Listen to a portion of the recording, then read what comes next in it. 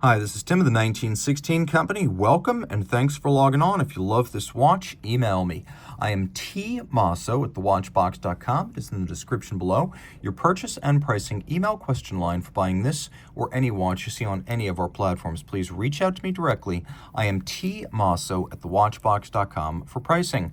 In 2018, Cartier redesigned its long-running Santos de Cartier line, and in 2020 it made an update by adding the model you see here. This is the Cartier Santos de Cartier ADLC, amorphous diamond-like carbon. The history of this watch runs deep. Created by Louis Cartier in 1904, it was intended for his friend, Brazilian aviator Alberto Santos Dumont, who was flying dirigibles, not monoplanes, biplanes, or triplanes at that point.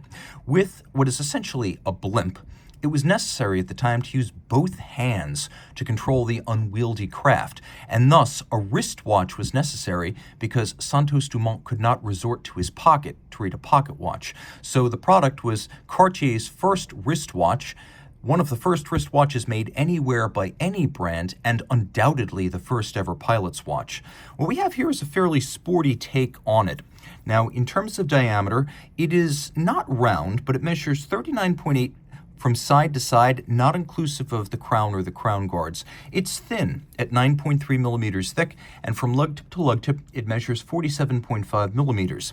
The case is steel, and the material on it is amorphous diamond-like carbon, so there are different application methods like physical vapor deposition, chemical vapor deposition, PVD, CVD, what they refer to as the process. The material, though, varies, as the process can be used to lay down many different kinds of coatings. ADLC is one of the hardest and most scratch and scuff resistant, so it has a good reputation for long-wearing durability. Now, this watch comes with two straps, one in black rubber that features gadroons, much like you'd find on a conventional Cartier bracelet, and some metal hardware embellishments. That rubber strap is not on the watch. Instead, the watch is currently fitted with its alternative accessory strap, large rectangular scale alligator leather in matte black. You see there's a monotone stitch. There's a lovely little double binding stitch at the end. It conforms perfectly to the case. It has a sheer cut side showing you the layers of leather. There's calfskin on the bottom. We have a deployant clasp. This deployant clasp is a smart piece. Louis Cartier created the world's first wristwatch deployant clasp back in 1909, and while it has been continuously updated, the basic design remains viable to this day. A key distinction here, because this is a sports watch, is that there's a twin trigger release on the clasp. So most of these are friction fit, but on the sports watch, which may be used for vigorous activity, you have to press both triggers to disengage and pop it open. Also, take note, everything tucks in and under the clasp, so when this is sized down and buckled, there's no excess length visible externally, and there's no need for minder loops to hold the external flapping excess of the strap, which again hides underneath for a very clean aesthetic.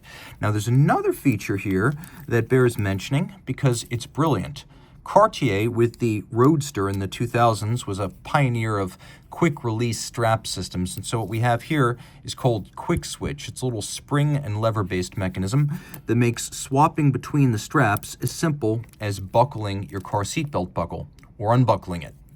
Now, the 2018 redesign of the Santos brought new running gear internally, but also some external changes, of which the most obvious was the new bezel, which has a little bit of a waterfall motif as it flows into the strap or the bracelet at 12 o'clock and 6 o'clock. Now, the bolts on the dial side have always been an element of the Santos' design, and Cartier makes the most of them here by using a contrasting polished aesthetic that pops against the black base.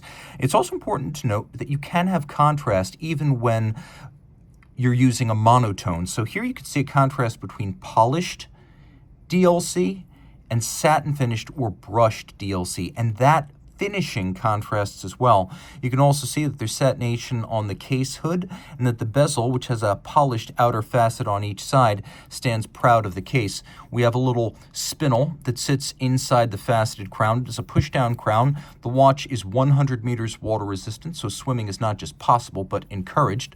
The dial here is considerably more deluxe than the 2018 original, because on this dial, all of the numerals and the two primary hands are luminescent. The dial also features a vertical satination at its center, which is subtle but beautiful. The hands have been blackened. We have the secret signature down in the V of Roman numeral 7. It says Cartier. And then Cartier, in good taste, used a date disc that is the same color scheme as the dial, so basically white on black printing, and it replaces the numeral 6. We have a railroad track inboard for reading the minutes and seconds.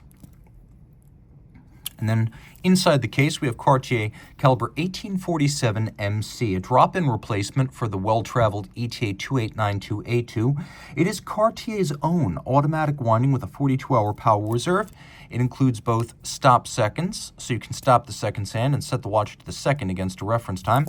But then it also features a quick set date, so you can rapidly cycle the date should the watch run down or encounter an irregular length month. The movement beats away at 4 Hertz or 8 beats per second. It pivots on 23 joules. And while it's obvious that this is 100 meters water resistant, what you can't easily see is that the watch is also hardened against magnetic fields up to 1200 Gauss. So 1000 Gauss plus another fifth of a Gauss. Deeply impressive and a very versatile watch. Let's throw it on my wrist real quick, because I haven't done a wrist shot just yet. The strap is still relatively new and hasn't been broken in, but the watch easily wears on a wrist as small as, in my estimate, 14 centimeters circumference. Now, there is a Santos medium.